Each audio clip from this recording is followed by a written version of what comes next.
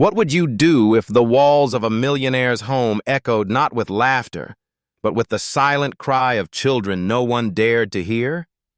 If stories like this speak to your heart, consider subscribing so you never miss the journey of healing and hope.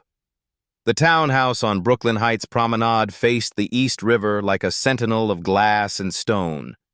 From its top floor, one could see the silver arc of the Brooklyn Bridge glowing against the Manhattan skyline. To strangers passing by, it was a home of wealth, stability, and prestige. But inside, on a winter evening when the cold pressed against the windows, that illusion cracked. David Reynolds stepped quietly through the kitchen doorway, his briefcase still in hand. The scent of leather mixed with the faint sweetness of spilled milk sharp in the air. He paused, confused, before his eyes settled on the sight before him. 7-year-old Lily knelt on the tiled floor, her small hands trembling as she clutched her baby brother Noah, only 8 months old. Around them, a white pool of milk spread like a wound across the marble, seeping into the cracks of the grout. And standing above them, poised and immaculate in her silk blouse, was Vanessa Cole, David's second wife, the woman the tabloids had once praised as his saving grace after tragedy. She held an empty glass in her manicured hand, her eyes cold as winter steel. "You wanted milk, didn't you?" Vanessa's voice was sugar-laced with venom. "Here it is. Bathe in it, since you can't seem to hold a glass properly." Lily's lips parted. A desperate protest caught in her throat. Her hair clung damp to her cheeks where tears had already dried. She tried to speak, but fear made her words collapse into silence. Vanessa crouched slightly, her heels clicking against the tile. "Look at you, pathetic. Do you know what people will say if they see this? That you're ungrateful, spoiled, that you waste what you're given? Maybe you enjoy rolling in milk like an animal." Gaslighting. It was a word David knew from boardroom case studies, not from his own kitchen. Yet here it was, in the very place his late wife Grace had once dreamed would be filled with laughter and the smell of warm bread. Something in David snapped. He dropped his briefcase to the floor with a heavy thud that echoed through the room. His voice broke the silence like a hammer against glass. "Stop!" The single word reverberated, sharp and final. Vanessa flinched, though only for a second, before her mask of composure returned. She turned toward David with a practiced look of surprise, as if she were the one wronged. "David?" she began, her tone soft, almost wounded. "You're misunderstanding. I was teaching them a lesson. We need to be united as parents. If Lily wastes food, Noah will follow. Do you want them to grow into spoiled children who think the world bends for them?" Her manipulation slithered into his ears, coated with reason and restraint. David's jaw tightened. For a moment, his Wall Street instincts, the habit of weighing, calculating, finding compromise, threatened to paralyze him. But then he saw Lily's eyes. Wide, frightened, shimmering with tears she tried to swallow. The same eyes Grace had begged him never to let dim. David exhaled slowly, his voice steadier now but edged with something raw. "This is not discipline, Vanessa. This is cruelty." She straightened, her mouth tightening, but she said nothing. A silence heavy as stone filled the kitchen. Even Noah's whimpering quieted, as though the infant could feel the shift in the air. David walked past Vanessa without another word. He reached for a clean towel on the counter, crouched down, and extended it to Lily. His hands, which had signed billion-dollar contracts, now shook as they held something far more fragile: a child's trust. Lily stared at the towel as though it were a foreign object, then slowly took it. Her small fingers brushed his, tentative, as if unsure if he truly meant it. "Here," David whispered. "Dry yourself. It's all right." Vanessa's heels clicked as she retreated, muttering about overreacting and needing to talk later. Her figure vanished into the hallway, leaving only the faint perfume of expensive roses in her wake. For a moment, the kitchen belonged only to David, his children, and Maggie Foster, the housekeeper who had stood silently in the corner, her face pale with quiet anguish. She had been with the Reynolds family for 2 decades, through Grace's laughter and her untimely death, through David's spiral into grief and his hasty remarriage. Tonight, she witnessed what she had long feared, but never dared name. Her eyes met David's, steady but sorrowful. She said nothing, only nodded once, as if confirming what he had seen was no trick of his imagination. On the floor, Lily held Noah tighter against her chest. The baby stirred, his tiny fists clenching as though he too felt the weight of the moment. Lily bent her head, her lips close to his ear. Her voice was barely a whisper, fragile as a moth's wing. "We just have to endure, Noah. That's all. Just endure."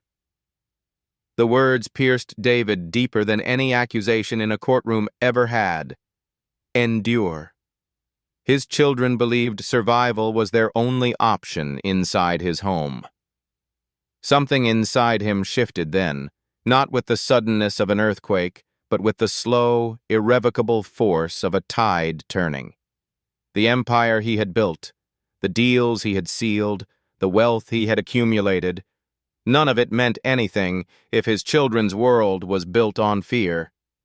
David rose, his eyes drifting toward the framed photo of Grace on the kitchen wall.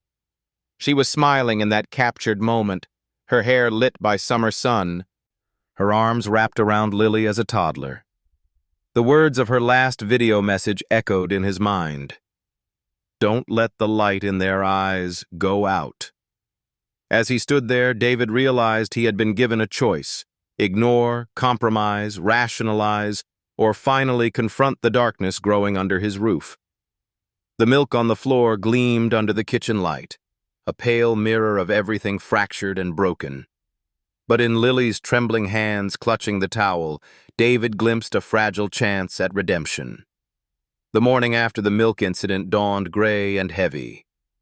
The East River, seen through the glass wall of David Reynolds' study, rolled with a sluggish tide under the weight of a winter sky.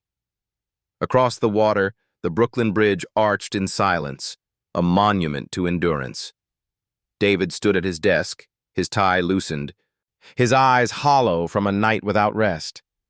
He had spent hours replaying the scene in the kitchen: Vanessa's cruel smirk, Lily's trembling hands, Noah's helpless cry.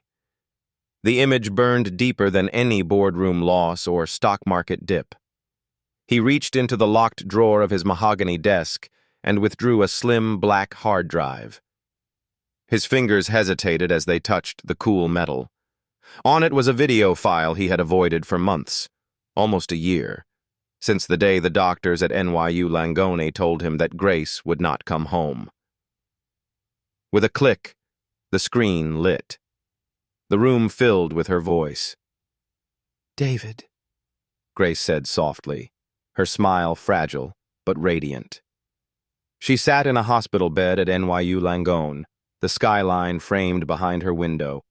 Her cheeks were pale, her hair tucked under a headscarf, but her eyes, those luminous hazel eyes, still carried the light he had fallen in love with. "I don't know if I'll have much time. They call it postpartum complications. Such a cold phrase for something that feels like my body is unraveling. But if I don't make it, I need you to promise me one thing." She paused, catching her breath. "Don't let the light in our children's eyes go out. Whatever happens, David, keep them safe. Keep them loved. Don't let this world make them endure alone." David swallowed hard, pressing a hand against his mouth. The sound of her voice was both balm and blade. On the screen, Grace's thin fingers traced the outline of a photograph by her bedside. Lily as a toddler, giggling on David's shoulders. "I know life is sharp. I know it's easier to bury yourself in numbers, in contracts, in towers of glass. But they need more than a provider. They need their father. The video ended with her whisper, "Don't fail them." The silence afterward was unbearable. David lowered his head onto his folded arms, his shoulders shaking in grief he had held too long. A knock at the study door pulled him back. It was Maggie Foster, the housekeeper, her face grave. She had been the quiet witness to last night's unraveling, and now she stepped forward as though duty outweighed fear. "Mr. Reynolds," she said gently, "I thought you should know. Lily hasn't eaten this morning. The baby trays are nearly empty. The formula tins are gone. I checked the pantry. It's bare." David blinked. "Bare? That's impossible. I signed off on a grocery delivery last week." Maggie's lips tightened. "Vanessa supervises the kitchen staff. Things disappear." "I've seen Lily scraping the bottom of jars, rationing crackers for Noah. She doesn't complain, but she's hungry." The words cut through him. In his world, accounts never lied. Numbers told the truth of any enterprise. And now Maggie had given him numbers. Empty trays, no formula, no food. It was evidence, not just suspicion. David stood abruptly, tugging open the refrigerator door. Inside, half a bottle of white wine, a few cosmetic containers of yogurt, a tray of fruit cut days ago. The shelves meant for children's meals were nearly vacant. He crouched down, pulling open the small cabinet where Grace had once kept stacks of baby food jars. Empty. The sight hollowed him. Maggie stood silently, her hands clasped. She had seen it all before. Families torn by neglect, children forced into silence. She had worked in this house long enough to know when shadows had taken root. David rose, his face pale but resolute. "Thank you, Maggie. No one else is to know what you've told me. Not yet." Her eyes softened with relief that he had listened. "I'll do whatever you need. But the children—" "I know," he cut in quietly. "I won't fail them. Not anymore." He returned to his desk and pressed his palm against the paused video of Grace, her face frozen mid-smile. For the first time in months, he allowed her words to anchor him. Don't let the light in their eyes go out. The financial empire he had built across Manhattan suddenly felt meaningless. What value was a billion-dollar tower if his own children lived like prisoners within its walls? David sank into his chair, the weight of fatherhood pressing heavier than any corporate title. He had always been decisive in business, ruthless in execution, yet in his own home he had faltered. No more. That evening, after Vanessa left for one of her charity galas in Soho, David walked alone through the kitchen again. He opened every drawer, every corner of the pantry. His suspicions hardened into certainty. Food had been deliberately withheld. On the counter, he found a single bottle of formula tucked behind the wine rack, its seal broken, powder half gone. The expiration date was weeks past. His hands shook with fury. Maggie entered quietly, her eyes flicking from the bottle to David. She nodded once. "Do you believe me now?" David's throat tightened. "Yes. And Grace. I believe her too." The townhouse's back door opened onto a narrow porch facing the East River. In summer, it was a place of laughter. Grace had once kept pots of basil and rosemary there, and Lily had watered them with a plastic teacup. Now, in the brittle cold of late winter, the wood was gray and damp, the iron railing streaked with rust where the salt air bit at it. David rarely stepped outside this way. He preferred the polished front entrance that faced the promenade, the view tourists envied. But tonight, something urged him to walk the less traveled path. The late afternoon light stretched long shadows across the hardwood floor as he followed the faint sound of movement beyond the glass door. He slid it open quietly, the chill immediately cutting against his skin. And there, in the corner of the porch, he saw her. Lily sat cross-legged on the wooden boards, her coat thin against the wind. Beside her was the stroller, old, its fabric worn, one wheel squeaking when it shifted. Noah lay inside, his cheeks pale, his tiny hands reaching weakly for nothing. Lily was tearing a stale piece of bread into crumbs, slipping them carefully into his mouth. Her head jerked up when she heard the door. Crumbs clung to her fingers. The look on her face was not guilt but terror, as though she had been caught stealing. "Daddy." Her voice was small, trembling. I'm sorry." Noah was crying. "He's hungry. I didn't want to bother you." The bread in her hand shook as she tried to hide it behind her back. David froze in the doorway, the cold whipping around him. The weight of Grace's words pressed against his chest. Don't let them endure alone. He stepped forward slowly, each footfall deliberate. He crouched down so his eyes met hers. "Where did you get that bread, Lily?" Her lips trembled. "From the table after breakfast. Vanessa said it was for the trash. I thought if I saved it, maybe it would help Noah." Her eyes brimmed with tears, but she swallowed them back, afraid to cry. David reached out, gently pulling the crumb from her hand. His heart cracked at the rough edges, the dryness of something his daughter believed was a meal. He looked at Noah, his mouth moving weakly against the crumbs, his small body shifting restlessly.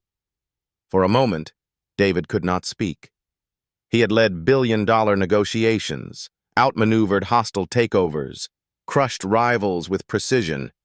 Yet here, before his children, he was powerless against a piece of stale bread. "Lily," he whispered, his voice catching, "you don't ever have to hide food. Not in this house. Not again." She blinked, confused. "But Vanessa said—" "I don't care what Vanessa said." His tone was firmer now, carrying a weight she had never heard from him directed at her stepmother. "You are my daughter. Noah is my son. You will not go hungry. Do you understand me?" For the first time, Lily's eyes flickered with something other than fear, hesitant hope. The wind rattled the railing, carrying the smell of salt from the river.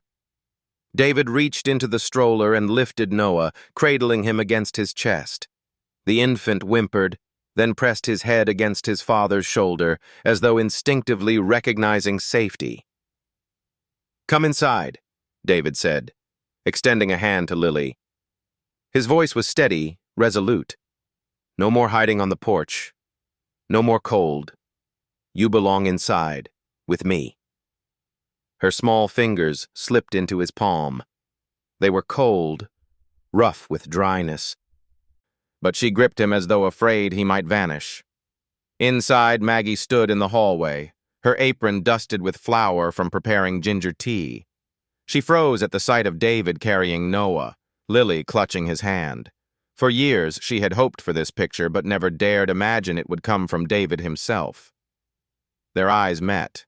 Maggie gave a subtle nod. "You're finally seeing." David carried Noah to the kitchen counter, rummaged through the cabinets until he found the emergency tin of formula he had hidden himself months ago. His hands moved awkwardly, pouring, measuring, mixing with water. He spilled some powder, cursed under his breath, then steadied himself. When the bottle was ready, he tested it against his wrist the way Grace once had. He handed it to Lily. "Feed him. I'll watch." Lily's hands shook as she guided the bottle to Noah's mouth. The baby latched hungrily, his eyes fluttering closed as he drank. Relief washed over her face, fragile and luminous. David's throat tightened. For the first time since Grace's death, he felt like a father again. The kitchen light glowed warm against the shadows of evening. Outside, the East River wind howled, but inside the house a fragile warmth began to grow. David leaned against the counter, watching his children, feeling something unfamiliar stir in his chest, a flicker of belonging. Lily glanced at him as Noah drank, her voice barely a whisper. "Daddy, are you really going to stay? Or are you leaving again?" The words pierced him. He crouched down, meeting her eyes with a seriousness he reserved for only the most binding contracts. "I'm here," he said. "I'm not leaving you. Not now. Not ever again." Her lips trembled, then curved into the faintest smile. For a moment, she allowed herself to believe him. P.S. 8. Robert Fulton Elementary stood at the edge of Brooklyn Heights, its red brick facade a reminder of old New York among the towers of glass. Children spilled out of its doors each afternoon with backpacks bouncing and voices rising in cheerful chaos. For most parents, it was a place of joy and routine.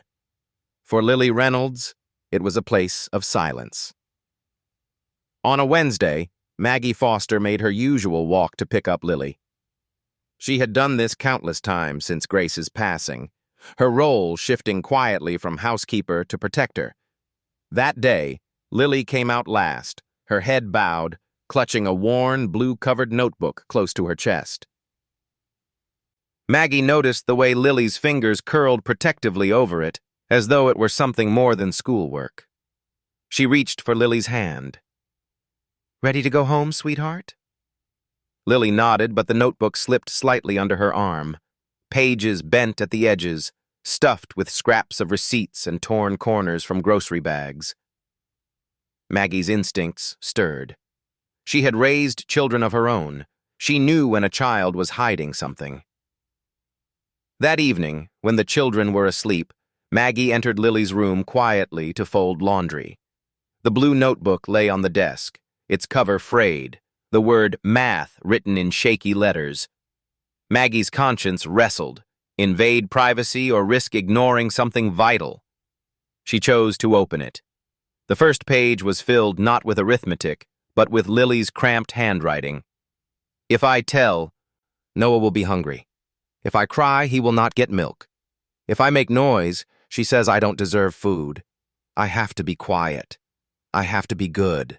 I have to protect him." Maggie's breath caught. She turned the page. Scrawled notes, some written in crayon, others in pencil broken from pressing too hard. Monday. Noah had one bottle. She said I couldn't eat because I spilled milk. I was so hungry. I pretended to sleep. Tuesday. She took the bread, said it's punishment. I kept crackers in my pocket for Noah. A folded receipt fell out, dated from a local grocery. On the back, Lily had scribbled a milk schedule, charting when Noah had been fed and when she had been denied. Maggie pressed a hand to her mouth, tears threatening. This was not a child's doodle. This was a record, a testimony, fragile evidence of something no one had wanted to see. The next morning, she brought the notebook to David. He was in his study overlooking the Brooklyn Bridge, the skyline gleaming cold beyond the windows.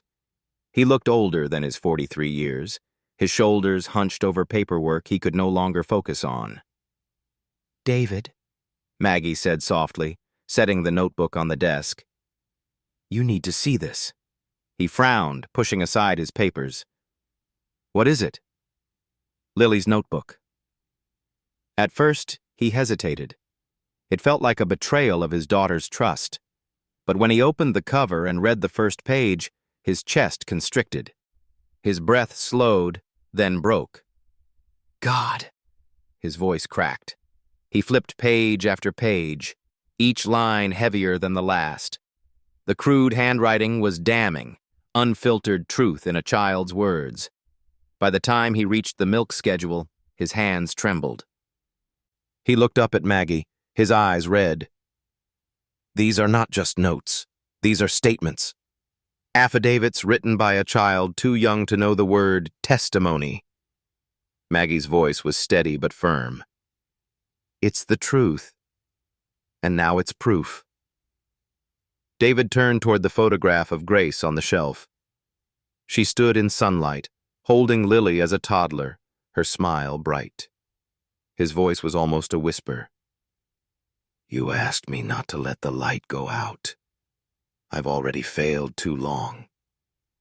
He pressed the notebook to his chest, as though holding Lily's pain might somehow protect her. "No more.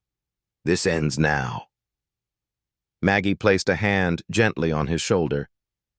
"Then begin with this. Paper leaves a trail, and trails lead to justice." David exhaled, a slow release of denial giving way to resolve. His world had always been built on documents, contracts, agreements signed and sealed. Now the most important record of his life was a notebook written in a child's hand. That night, after Vanessa retreated upstairs with her phone glued to her ear, David sat by Lily's bedside. She stirred in her sleep, clutching a threadbare stuffed rabbit. He whispered, more to Grace than to himself, "I will make this right. I swear it." The decision came to David Reynolds in the quiet hours before dawn, when the townhouse slept under the weight of winter.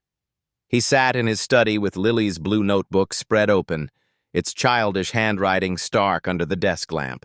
Every line was a cry for help disguised as words of obedience. Numbers had always been David's armor. Balance sheets, contracts, investment forecasts. Now, he knew, it was evidence that would protect his children. Evidence and strategy. By sunrise, he had placed a call, not to Wall Street partners, not to a board of directors, but to the building's head of maintenance, a wiry man named Rodriguez who had worked in the Heights for 20 years. "I need cameras installed," David said firmly when they met in the private service corridor. "Small, discreet, button cams, no audio, video only. I want them inside the kitchen, the living room, and the nursery. No one but you and me will know." Rodriguez's brows rose. "Sir, you're asking for surveillance inside your own residence." David nodded. "Video only. I understand New York's wiretap laws. I don't want conversations, only images. Can you guarantee that?" The man hesitated, then gave a short nod. "Yes, but Mr. Reynolds, once it's recorded, you'll need a chain of custody if you ever want it admissible in court." "I'll handle the chain," David said, his voice steel. By evening, the house was rigged. Tiny cameras hidden in the crown molding, another behind the stem of a vase, one in the vent above the nursery door. Invisible to the untrained eye, yet unblinking. David returned to his study as Vanessa swept in, perfume heavy with orchids, her smile gleaming. "You're home early," she remarked, gliding past him. "We need to discuss Lily. I think it's time for boarding school. She needs discipline, structure. Somewhere upstate, away from distractions." David masked his reaction with the calm of a seasoned negotiator. "We'll talk later." Her eyes narrowed, a flicker of irritation breaking through. But she said nothing more. That night, when the townhouse lay in silence, David opened his laptop and pulled up the live feeds. The images flickered, black and white frames of empty rooms, the soft glow of nightlights in the nursery. For a moment, all was still. Until the kitchen feed came alive. Vanessa entered in her silk robe, her phone pressed to her ear. She set Noah's formula bottle on the counter, unscrewed the cap, and poured half down the drain. Then she topped it off with water, shaking the bottle briskly until the mixture thinned. David's hand clenched around the arm of his chair. His breath slowed, his pulse hammering. He pressed record. Vanessa laughed into her phone. "Yes, darling, Soho Spa tomorrow. He's not home. We'll be free all afternoon." She turned, her movements graceful, calculated. Then, without hesitation, she slapped Lily lightly across the back of the head as the child entered the kitchen. "Clumsy," she hissed, shoving the bottle into Lily's hands. "If he cries, it's your fault." Lily's shoulders hunched, her small frame shrinking as she carried the bottle to the nursery. David forced himself not to shout, not to storm downstairs. His instinct screamed for confrontation, but his mind, honed by years of corporate warfare, insisted otherwise. Collect.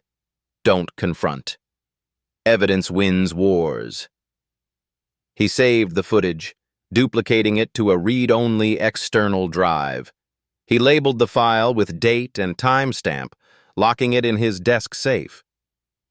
Chain of custody would begin now. The next morning, Vanessa played her part with flawless charm. She joined David at breakfast, discussing estate planning and tax optimization. She leaned across the table, eyes glittering. "We really should consolidate assets, darling. For the children, of course. My advisor has documents prepared. Just a signature." David stirred his coffee, feigning distraction. "We'll review later." Inside, rage burned like coals under ice. He thought of Grace's final words, of Lily's whispered endurance, of Noah's hungry cries. And now, he had proof. That evening, he pulled Maggie aside in the laundry room where the hum of machines masked their voices. He showed her a still frame from the footage, Vanessa diluting the formula. Maggie's face paled, her hand covering her mouth. "My God! David, this is more than cruelty. This is abuse. You have to act." "I will," David said quietly. "But not yet. One misstep and she'll twist it. I need enough to close every door she might slip through." Maggie's eyes filled with tears. "Then hurry. The children can't wait forever." David nodded, pocketing the drive. For the first time in years, his purpose was clear. This wasn't about wealth, reputation, or empire. It was about survival, his children's, and perhaps his own soul's. As he climbed the stairs that night, he glanced toward Grace's portrait on the wall. Her eyes seemed to meet his in the dim light, urging him forward. He whispered under his breath, a vow. "I'm gathering the truth, Grace. I won't fail them again." End of Chapter 5. With hook for next. Would these hidden recordings, damning as they were, be enough to convince the law, or would Vanessa's schemes prove more dangerous than David had ever imagined? The office of Thomas Carter, Esquire, sat high above Midtown Manhattan, a paneled sanctuary of oak and glass where the hum of traffic was reduced to a distant murmur. For decades, Thomas had been more than David Reynolds' lawyer. He had been his confidant, his sparring partner in courtrooms and golf courses, the friend who had stood at his side at Grace's funeral when the world felt unbearable. But today, when David entered carrying a leather satchel and the weight of his children's suffering, the air between them changed. This was no corporate strategy session. This was war of a different kind.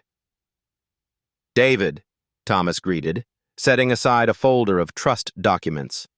He studied his friend's face, lined, pale, the sharpness dulled by grief but reignited by something fiercer. "What's happened?" David placed the satchel on the polished desk and unzipped it. One by one, he withdrew items. Lily's blue notebook, the dated receipts, and finally the read-only external drive. He set them down with deliberate care. "Grace warned me," David said quietly, "and I ignored it. But I can't anymore. She told me never to let the light go out in their eyes. I nearly failed her. Nearly failed them." Thomas leaned back, adjusting his glasses. "Tell me everything." David recounted it all. The spilled milk, Vanessa's gaslighting, the bread on the porch, the diluted formula, the footage captured by hidden nanny cams. He spoke with the precision of a man presenting evidence to a board, but underneath ran the tremor of a father who had finally seen the truth. Thomas opened the notebook, reading Lily's shaky lines.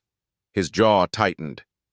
This is child abuse, psychological, physical neglect, possibly medical neglect given the formula dilution.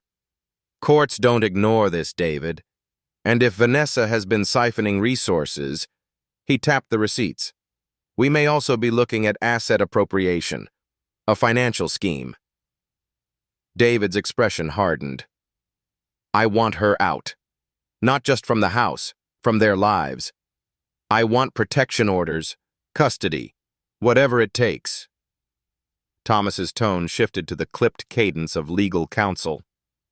Then we start immediately. First, freeze her access. Cancel her supplementary credit cards. Revoke the power of attorney she's been exploiting. Second, move the children's trust into a tuition escrow account. Lock it so funds can only be used for their schooling. That prevents diversion. David nodded, already pulling his phone. Within minutes, he instructed his private banker to freeze the cards and revoke Vanessa's POA. Third, Thomas continued, we preserve evidence. Chain of custody matters. This drive, he held it up. We'll clone it onto a forensic read only. I'll log it, notarize, and keep it sealed. That way no one can claim tampering. David exhaled. And the children? ACS, Thomas said, his voice softening. The Administration for Children's Services. We file for a safety plan. It establishes temporary oversight, ensures the children are shielded while custody proceedings advance. I'll also contact NYPD's Special Victims Unit. They'll assist in the welfare check and incident report. It's procedural, but it protects them. David stared at the skyline beyond the window. For years, those glass towers had been his battlefield, deals struck in smoke-free boardrooms. Now his true war was for two small souls who depended on him to act. Do it, he said. Thomas pressed a button on his intercom. Laura, prepare emergency motions. Revocation of POA. Petition for sole custody pending investigation. Request for order of protection. Also, schedule ACS intake. Priority level. Within minutes, papers stacked before David, crisp and clinical. Each signature he scrawled carried the weight of redemption. These were not mergers or acquisitions. These were lifelines. When the last signature was complete, David sat back, exhausted but resolute.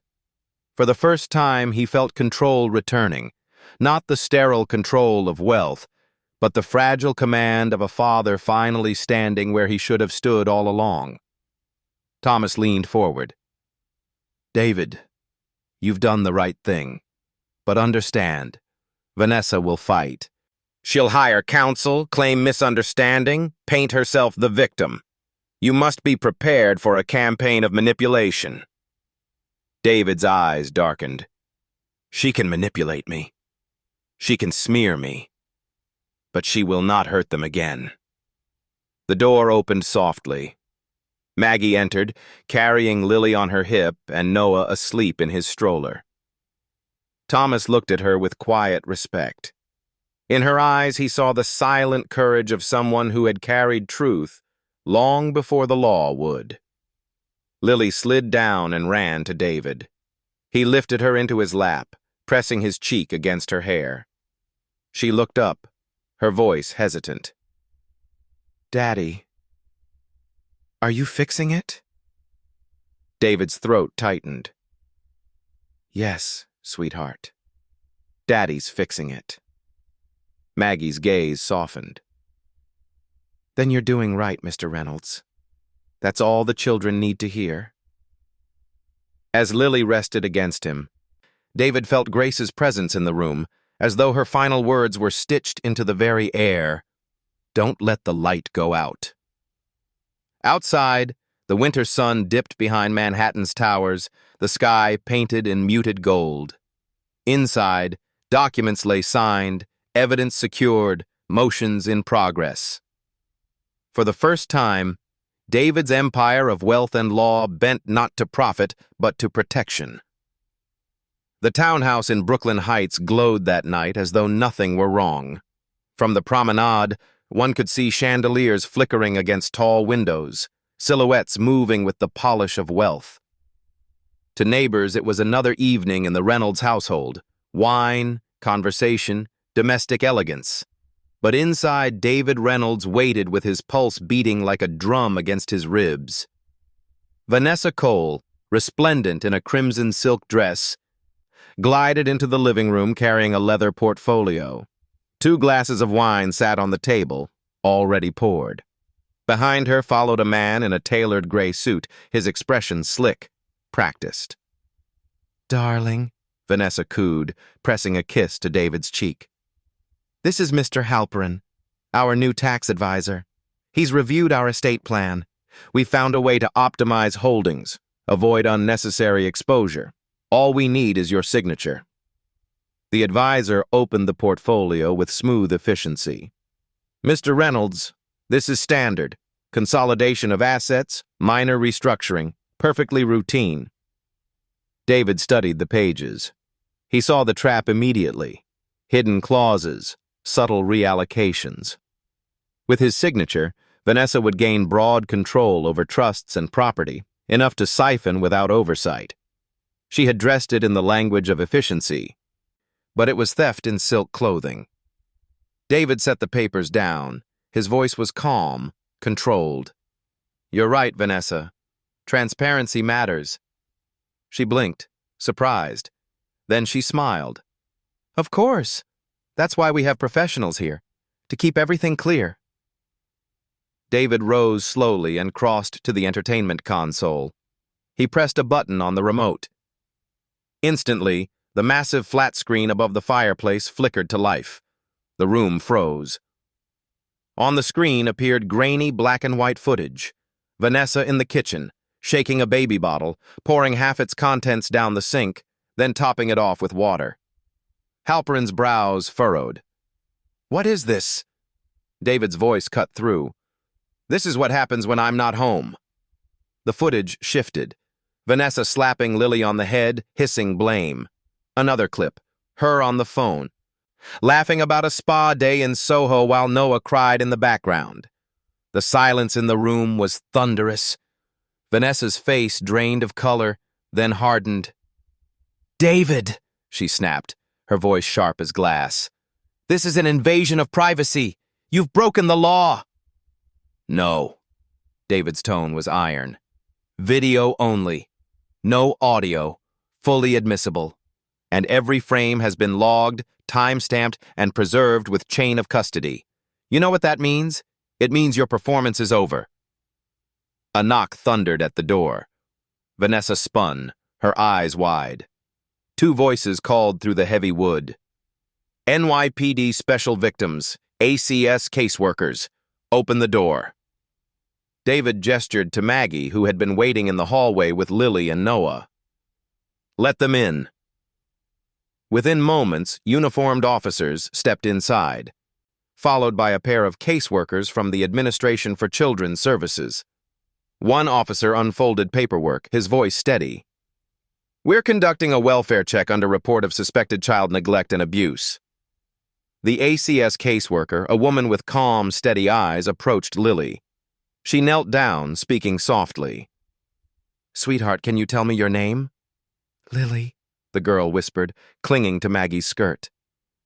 The caseworker glanced at Noah, thin in his stroller, his cheeks flushed. She took notes, her eyes grave. Vanessa's composure fractured. "This is outrageous. David, how dare you do this in front of strangers? You're humiliating me in my own home." David's stare was unflinching.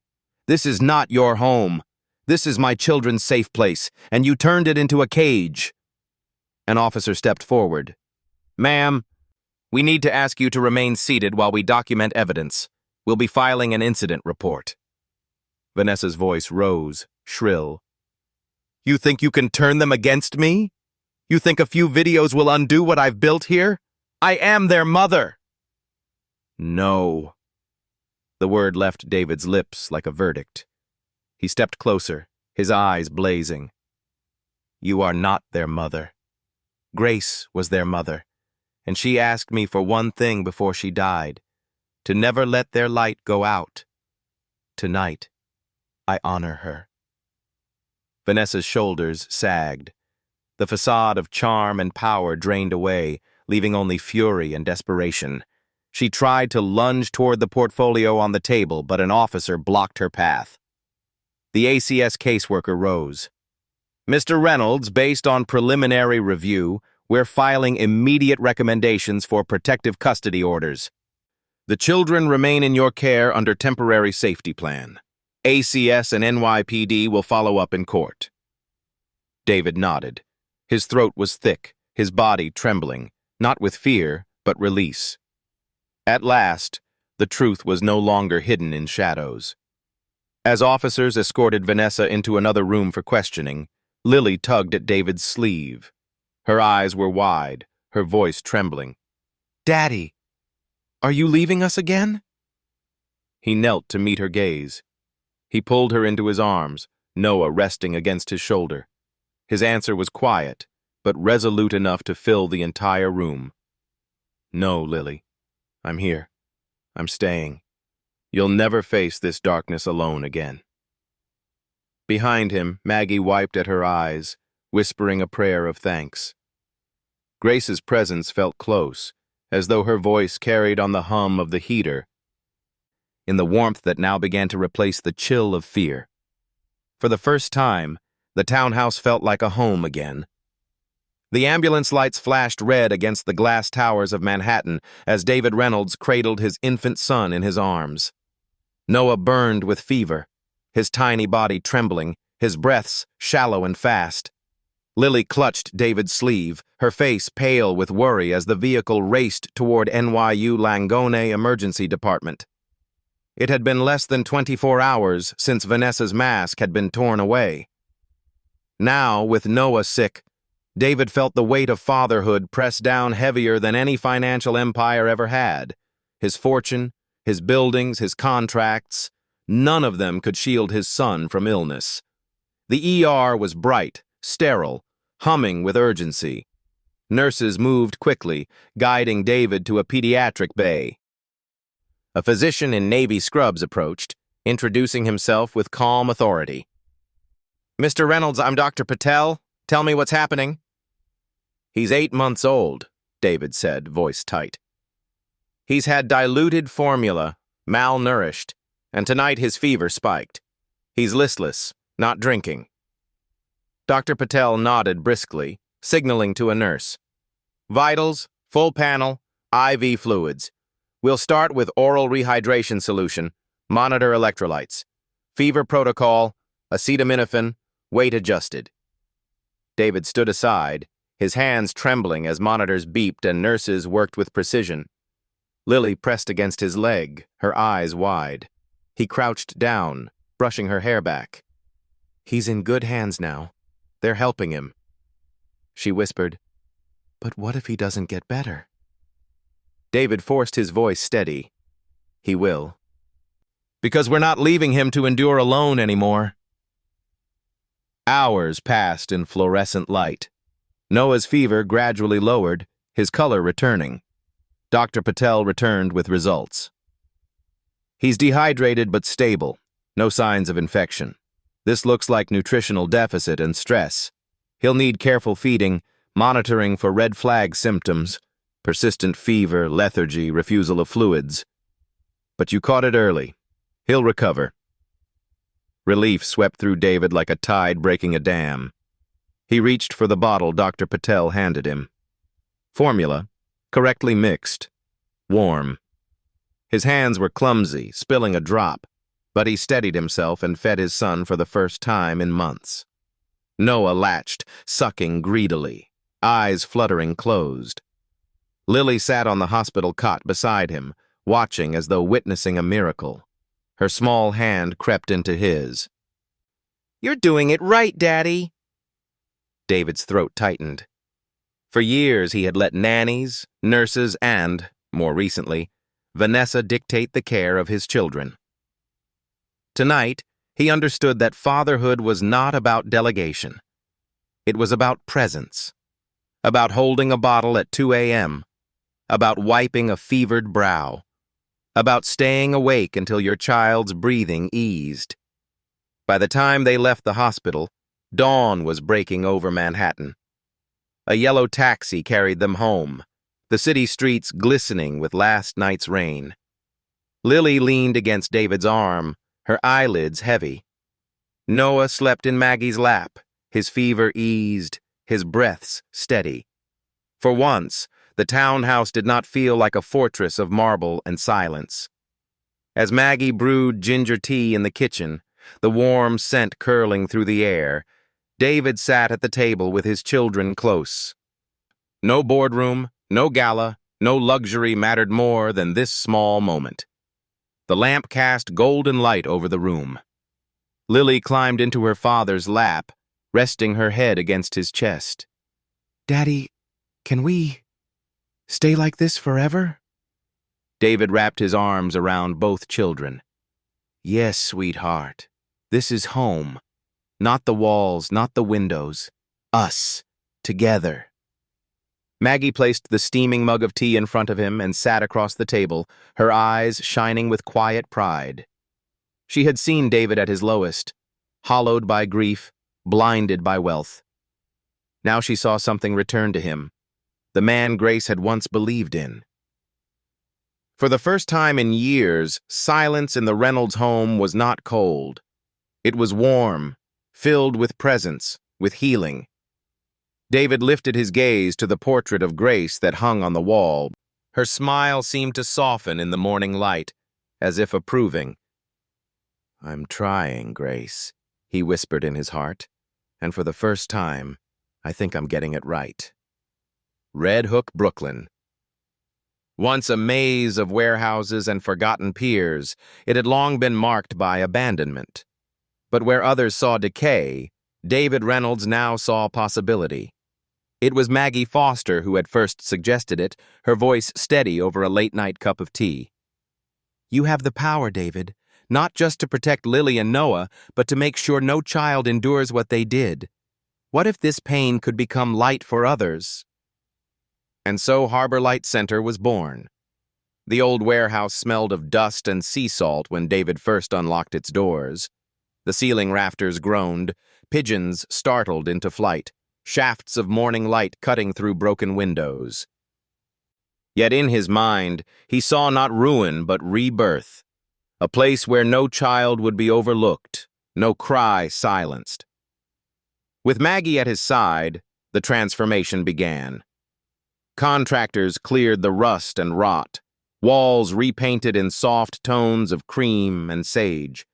Glass partitions replaced steel dividers, bringing openness instead of confinement. In one corner, shelves rose with donated books, stories of resilience, fairy tales, science adventures. In another, bean bags and rugs invited children to read without fear of reprimand. Maggie insisted on a kitchen. "Every child should know the comfort of a warm meal," she said, stirring a pot of soup during one of the first test runs. "Food is not a privilege, it's a right." They designed a community kitchen where volunteers would serve family-style dinners, where even the shyest child could taste belonging. There were counseling rooms, too, softly lit, where trained therapists would listen with the patience so many had been denied. Intake processes were carefully mapped, mandatory reporting guidelines, trauma-informed staff training, every file encrypted and protected. David brought his corporate discipline to bear, not for profit this time, but for trust. The day Harbor Light opened, the winter wind swept across the East River carrying the scent of salt and promise. Families from Brooklyn Heights to Red Hook arrived hesitantly, some clutching children with wary eyes, others carrying paperwork from ACS referrals. Inside, they were met not with cold bureaucracy, but warmth. Maggie greeting each by name, volunteers guiding them with kindness. Lily wandered the hallways with her notebook, now filled not with pain, but with drawings. She paused at the reading corner and scrawled in bright crayon across the mural wall where children were invited to write their hopes. "Family is where no one is left behind." When David saw the words, his chest ached with pride and sorrow intertwined. He knelt beside her. "You're right, Lily. That's exactly what this place will be." But the media came too, as they always did when a billionaire shifted course. Cameras flashed, microphones extended. Mr. Reynolds, is this a rebranding effort? A way to repair your image after scandal? David stood before them, his children's hands in his. His voice was calm, deliberate. This is not about me. This is about every child who thinks silence is their only survival. This center exists so their voices will be heard. We will operate transparently. If Harbor Light becomes a 501c3, our Form 990 disclosures will be public. Every dollar will be accountable. The reporters pushed further, hungry for angles. Will you expand nationally? Is this a foundation in your late wife's name? David shook his head. This is not empire building. This is home building. Grace believed light could outlast darkness. Harbor Light will prove her right. Behind the cameras, Maggie stood with tears in her eyes. She had seen billionaires promise change before, but this time was different. This time, she had witnessed David transformed by fatherhood, not headlines. In the evenings after the bustle of intake and the hum of activity faded, David would linger in the kitchen with his children. Lily helped Maggie stir cocoa while Noah gurgled in his high chair. The warehouse lights glowed softly, the air scented with cinnamon and warmth. David would watch his daughter laugh again, her eyes no longer dulled by fear but bright with possibility. And he would think, this is what Grace meant. This is the light she asked me to protect. One night, as snow drifted past the windows, Maggie found David in the corner office he had barely furnished. Just a desk, a lamp, and Grace's photo. "You've turned grief into something bigger than yourself," she said gently. David shook his head. "No." Lily turned grief into truth. "Noah reminded me of fragility. You gave me courage. I just finally listened." Maggie smiled, the lines of 20 years of service deepening with pride. "Then you've given them a legacy, and you've given Grace peace." The steps of Manhattan Family Court, 60 Lafayette Street, gleamed with fresh snow that morning, as though the city itself were being wiped clean. Inside, the marble halls echoed with voices, briefcases, and the weight of lives awaiting judgment. David Reynolds walked through the metal detectors holding Lily's hand. Noah balanced on his hip. Maggie walked just behind, carrying a worn satchel filled with papers, receipts, and Lily's notebook. At his side strode Thomas Carter, his briefcase brimming with motions, affidavits, and the read-only drive of nanny cam footage. This was no boardroom. This was a battlefield where truth, not profit, determined the future. In courtroom 5A, Judge Catherine Brooks presided with the steady authority of decades. Her robes swayed as she settled into her chair, her eyes calm but piercing. "Case of Reynolds versus Cole," the clerk announced. "Petition for sole legal and physical custody, order of protection, and supervised visitation." Vanessa Cole entered with her attorney, her crimson lips tight in defiance. She still wore elegance like armor, but beneath it pulsed panic. She scanned the room, her gaze flicking toward Lily, who shrank against David's side. Judge Brooks gestured. "Proceed." Thomas Carter rose. His voice was deliberate, each word measured. "Your Honor, today we present incontrovertible evidence of neglect and abuse. Not rumor, not speculation. Evidence.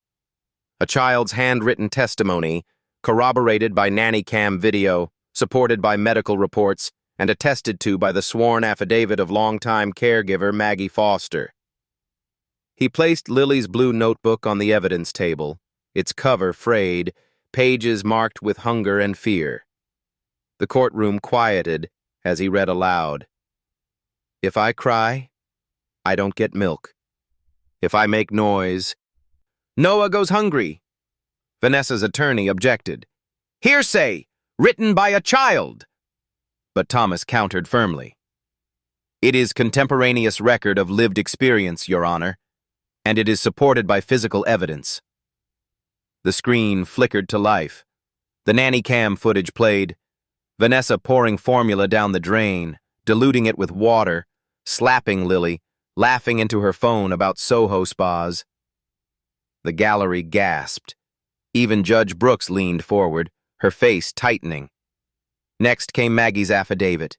She spoke in her calm, unshakable voice, recounting meals withheld, trays emptied, Lily scavenging stale bread on the porch. Her words were not dramatic. They didn't need to be. Truth carried its own gravity. Finally, Dr. Patel from NYU Langone testified via video link. Noah's dehydration, his nutritional deficits, his recovery once formula was correctly administered. When it was Vanessa's turn, her lawyer tried to spin a narrative of misunderstanding. My client sought discipline, not cruelty. She is portrayed unfairly by selective recordings. But Judge Brooks silenced him with a raised hand. The court has seen enough. Her gavel struck once. This court issues an immediate order of protection, barring Ms. Cole from unsupervised contact with the children.